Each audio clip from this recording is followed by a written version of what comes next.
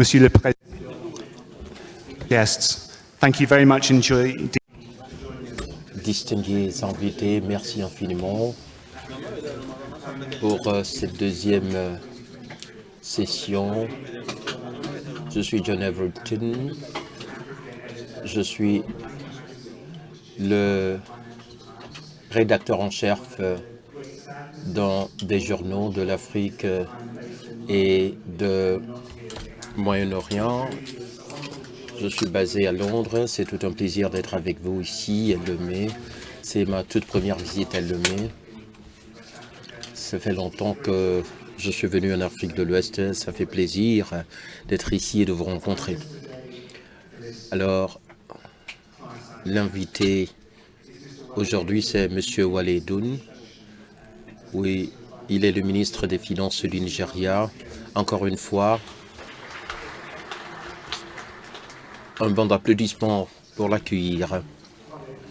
Wale, nous avons beaucoup de choses à parler, notamment en ce qui concerne le Nigeria.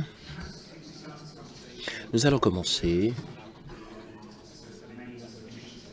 avec la mission de cette conférence, comment construire une industrie financière de classe mondiale en Afrique. Et vous, en tant que banquier, vous travaillez avec IBDC, la Banque mondiale, et vous êtes concerné par le développement du secteur financier en Afrique pendant très longtemps.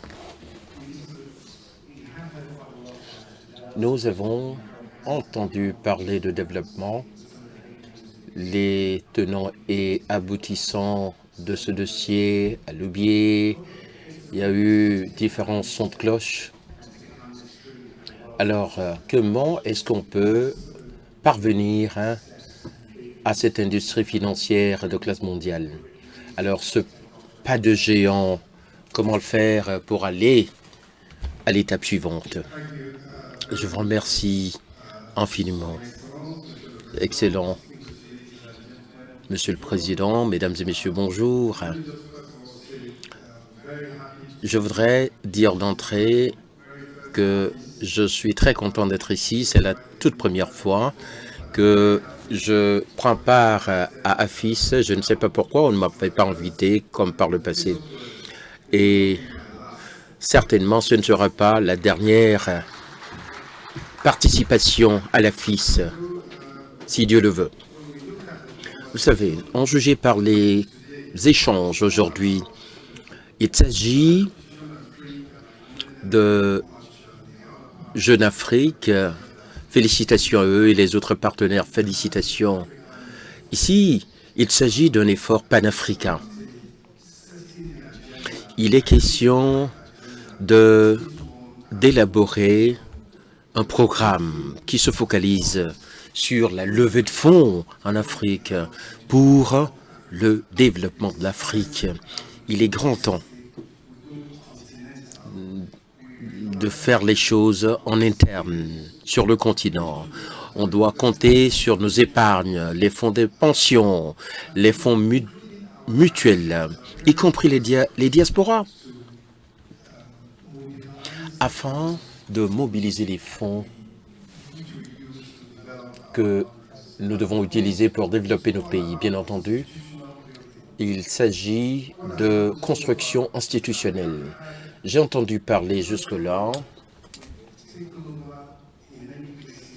de marché domestique, les banques locales qui sont au devant de la scène.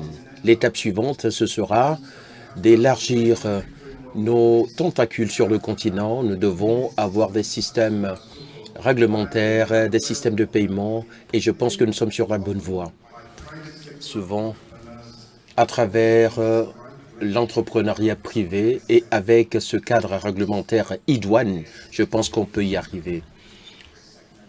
La ZLECAf est à son 2e anniversaire.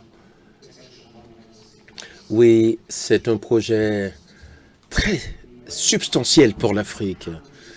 Comment est-ce que vous pouvez évaluer le progrès accompli? Oui, nous sommes au tout début. Vous avez parlé de l'harmonisation des réglementations. Alors, pour ce qui est de la mise en œuvre, qu'en est-il? Ce que je peux dire,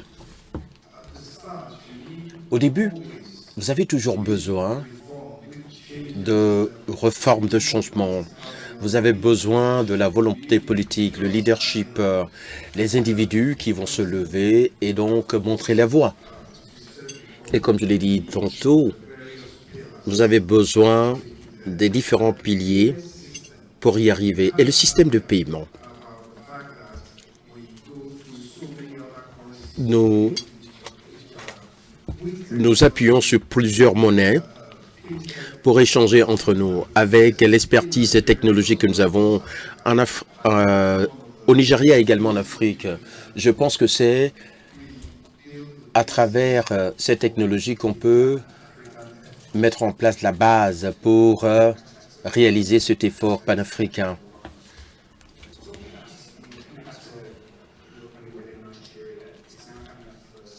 J'en viens au Nigeria. Le nouveau régime a pris fonction il y a 6 mois. Il y a un fort début pour ce qui est du discours d'inauguration.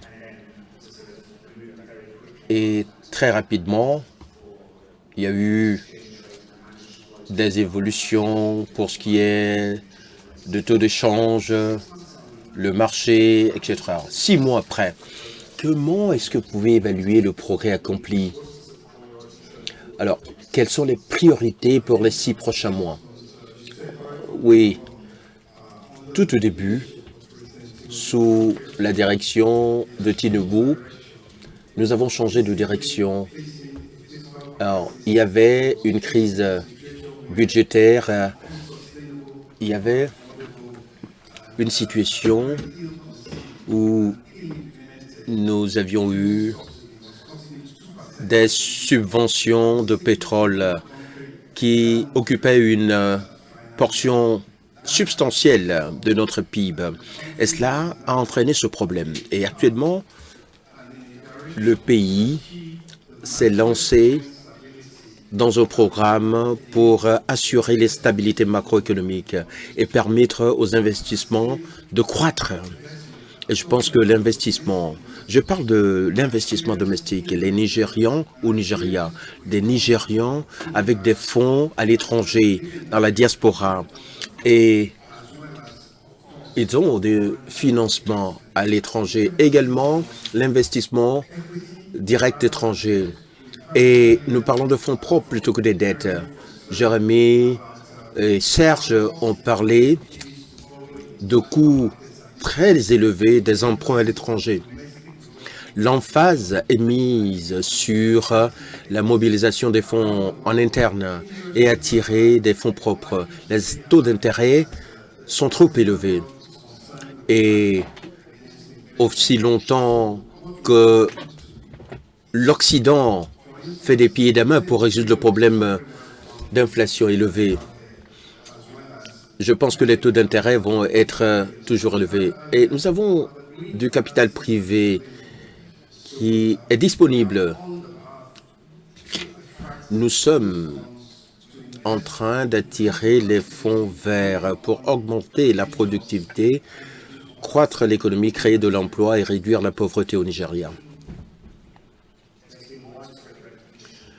Oui, de par le monde, nous avons reconnu les réussites, bien entendu, vos défis au Nigeria.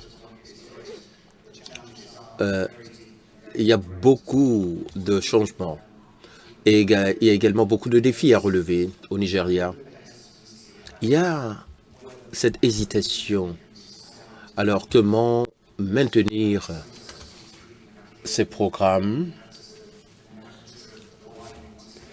Et il y a également ce problème de taux de change.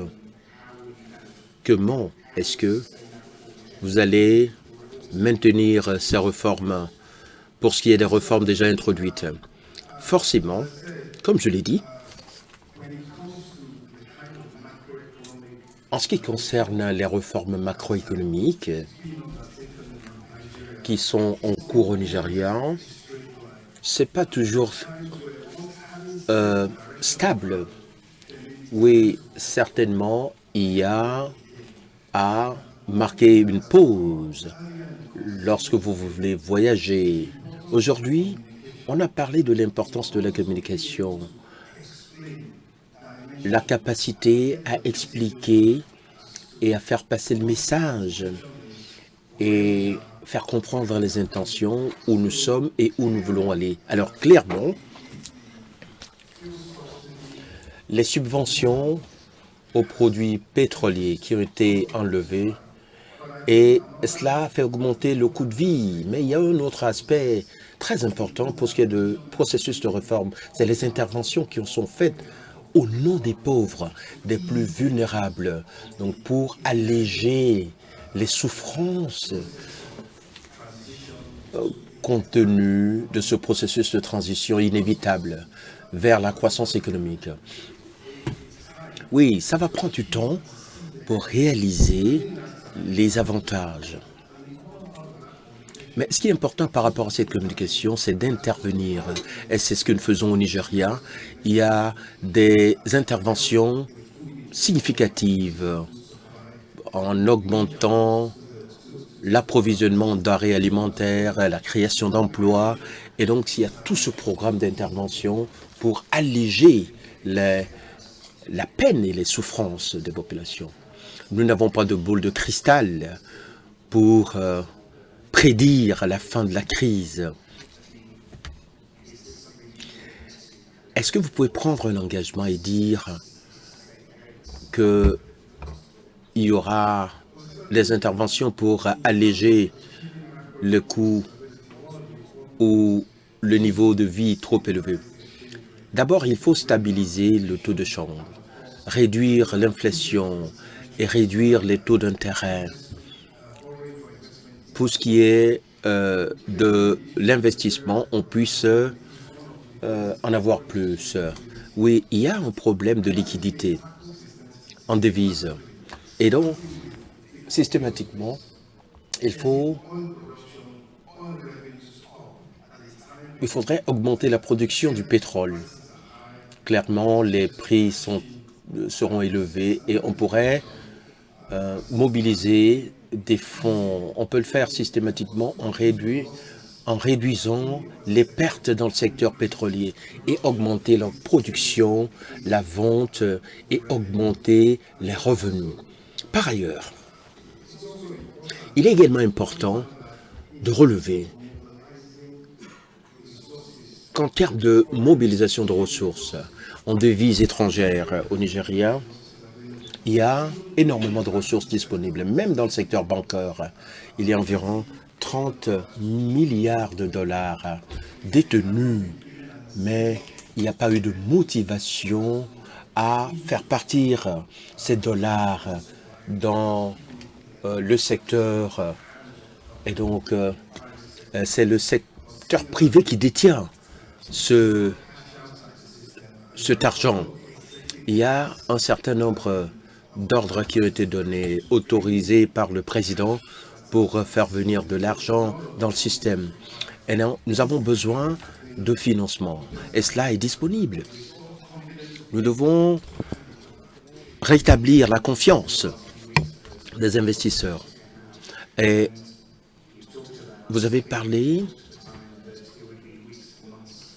des semaines, des mois pour que ces mesures soient mises en vigueur. Est-ce qu'il y a eu des impacts par rapport à ces mesures qui ont été prises?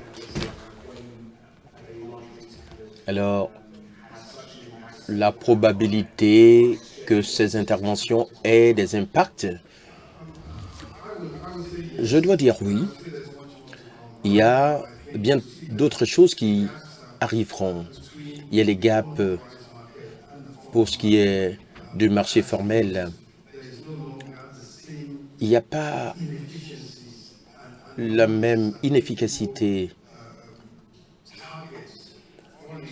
Et les gens ciblent des spéculations et également l'arbitrage en devises. C'est leur moyen de subsistance. Les gens se reviennent aux occupations à valeur ajoutée.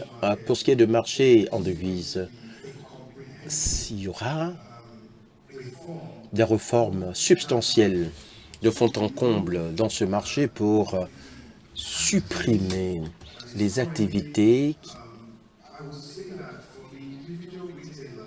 et pour le détaillant, l'individuel, ils ne sont pas protégés. Ils sont dans un marché sans règles. L'intention, par conséquent, c'est d'avoir tous les acteurs dans un marché formel. Il y aura des règles en termes de fixation de prix où le détaillant est protégé et les spéculateurs ne devraient plus faire des affaires de manière illégale. Et ça va améliorer les fonctionnements de marché des devises. Et ça va arriver quand? On peut s'attendre à ces impacts quand? Oui, je sais que le gouverneur de la Banque centrale viendra. Mais tout ce que je dois dire, il est important de faire remarquer que le président croit à l'état de droit, qui fait partie de ses priorités. La Banque centrale est autonome pour ce qui est de la fixation de taux d'intérêt, et également pour ce qui est de contrôle du secteur, l'économie et l'aspect des devises étrangères. C'est fait en étroite collaboration. Je pense qu'il s'agira d'un effort concerté en collaboration avec le ministère des Finances pour adopter un nouveau cadre pour le marché des devises.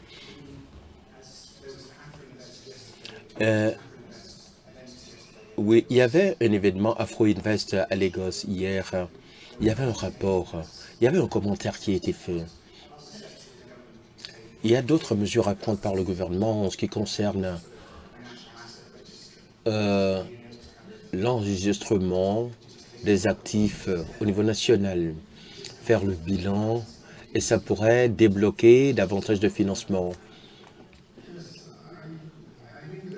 Mais je crois que, clairement, l'une des options qui s'offre au gouvernement, c'est la monétisation des actifs. Ce qui est important, c'est de mettre à jour vos données, de savoir exactement ce que vous avez. Et ce faisant, on peut se dire que vous voulez monétiser un certain nombre d'actifs à travers les concessions, les PPP, les licences. Avant de faire tout cela, vous avez besoin d'un registre national des actifs très robuste. Vous avez parlé de l'importance de l'attrait de l'investissement privé au Nigeria, également sur le continent.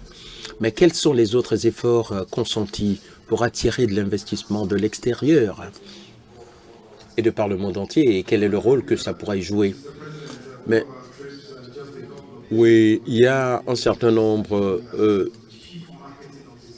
de déclarations qui ont été faites par le président. Son plan et sa stratégie, c'est de stabiliser la macroéconomie, l'environnement de l'investissement et bien entendu attirer de l'investissement pour booster la croissance de l'économie.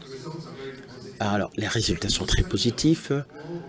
La réception à l'échelle internationale de ces réformes macroéconomiques idoines, créer une plateforme et un environnement positif dans lequel les gens ont beaucoup plus de confiance et voudraient bien investir au Nigeria. Sur les 1,5 milliard, 2,8 millions sont au Nigeria. Donc je pense que c'est un marché très attrayant pour les investisseurs. Avant que la sœur ne me boute hors de ce podium, j'ai encore une question. Il y a également des réformes. Oui, quelles sont les réformes qui peuvent être faites en termes de consolidation fiscale? Je pense que c'est en cours. C'est un projet très important. Alors, quels sont les progrès engrangés en la matière? Certainement, il y a un comité de réforme fiscale qui est déjà à pied d'œuvre depuis le mois d'août. Il y a des réformes substantielles pour ce qui est de l'environnement, de la politique fiscale. Également, taxe par rapport au PIB est moins de 10%. Et il y a d'autres qui vont à 18%. De la même manière, le revenu public à comparer au PIB est relativement bas. Et c'est d'arriver à 20% du PIB d'ici 2027.